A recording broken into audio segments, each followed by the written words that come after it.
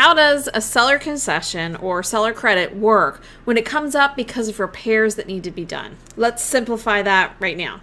If you're someone who's looking to learn more about real estate, or you're an agent who wants to grow their real estate business while having an amazing net life, make sure you hit subscribe so we can start. In this video, we're going to cover how seller concessions come about and when they get used for repair requests and how to negotiate them.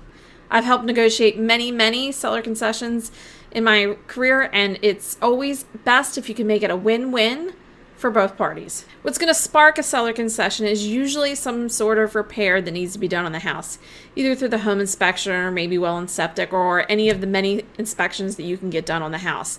There's been something reported by the inspector that doesn't fly for you. It could be a small or a big repair, but it's something that you're not willing to move on with unless it's repaired or you have money for the repair, or it might be something that you could see yourself doing, but you want to be compensated for it, so that's when you would ask for a seller concession. The most important thing for this, whether you are a buyer, a seller, or one of the agents, is to ask some questions and really figure out what's going on behind the scenes, whether the seller is renting back or do they have another place to go? Are they on a time crunch that they might not be able to get repairs done?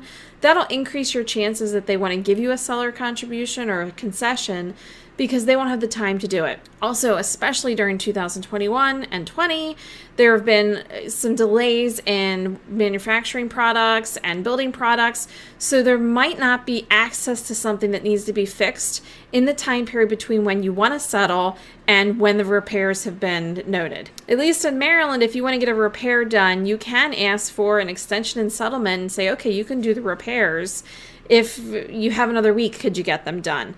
If no one wants to do that and you really want to just move into that property at that time, that's when the negotiation begins. And that's when you really want to figure out what's going on behind the scenes and what's going to be most beneficial. So if your buyer really wants a seller credit, you want to make that seem like it's in the best interest of the seller as well. Both parties will sign an agreement saying what the seller concession will be, and it'll show directly on your settlement sheet, seller credit or seller concession. The interesting thing that we almost always see is that the buyers will always overestimate the repairs and the sellers will always underestimate the repair costs. So if you do get quotes, it does make it a little bit easier for you to see, oh, our quote is this and their quote is that.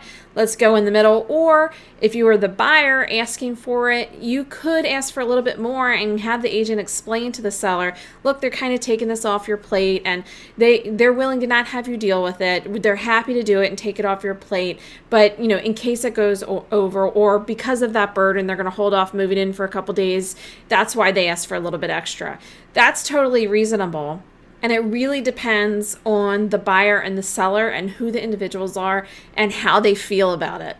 Emotions are in real estate transactions, even though everyone likes to pretend that they're not. That's why you have agents to keep it neutral. And agents, it's our job to make this a win-win for them and help pull out of the other party really what they want, so we can frame it in a way that makes it that win-win without feeling like you're taking advantage of someone. This money works a little bit different than a seller contribution or concession that you would negotiate at the beginning of the purchase when you're writing an offer for the property.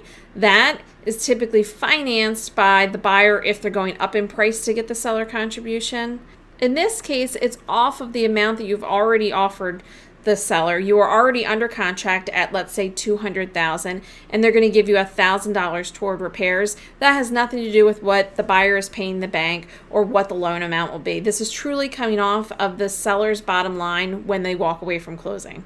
Always check with your state because every state can be different. Let me know what state you're watching from today. If you're a seller, you might be asking, do I have to come out of pocket with this money ahead of time?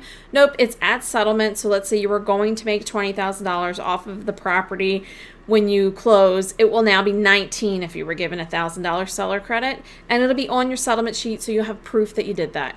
It'll show as a deduction from your side, and then on the buyer's side, it'll show as a credit. I do want to caution the buyer's side, though, if you do agree to get $1,000 back for the repairs, when you go to do those repairs, if it becomes $1,050, that's really not a time when we're going to go back to the seller or the person who previously owned the house and say, hey, this was $50 over. Can you give me $50?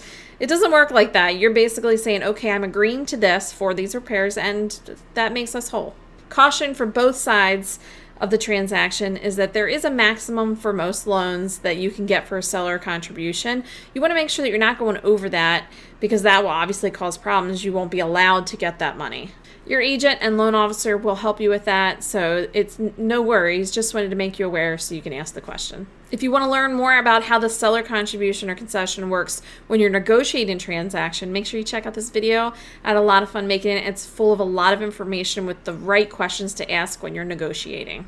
Give me a thumbs up if you got value out of this, because it lets me know, hey, make more content like this. Viewers actually like it. And hit the subscribe button so I can visit with you again soon.